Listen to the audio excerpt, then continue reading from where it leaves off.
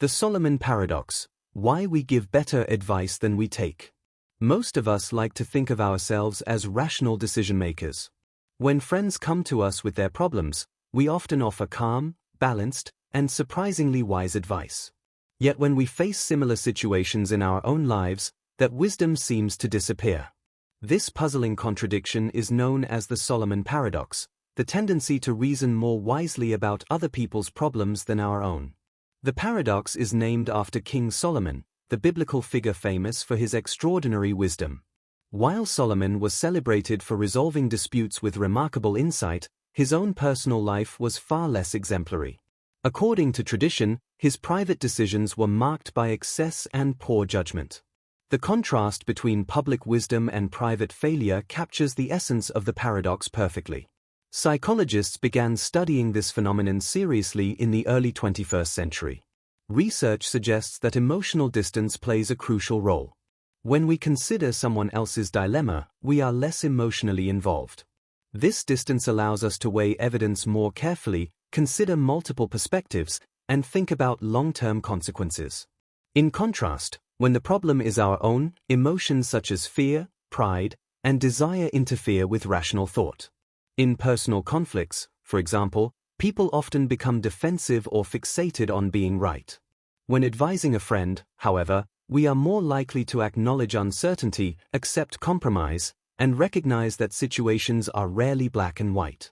In other words, wisdom thrives at a distance but struggles up close. The Solomon Paradox has important implications for mental health and decision-making.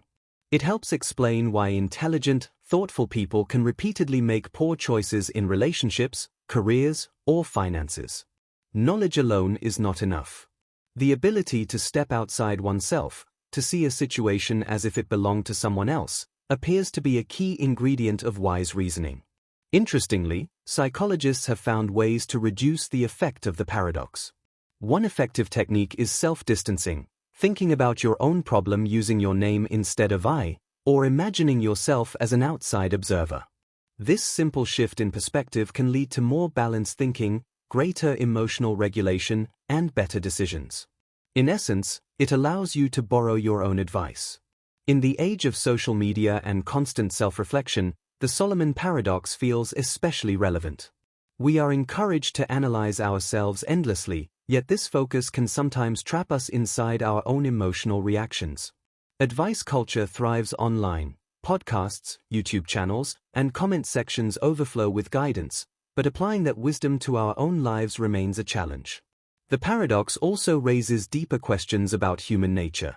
Are we truly irrational, or are we simply too emotionally invested in our own stories? The answer may be both.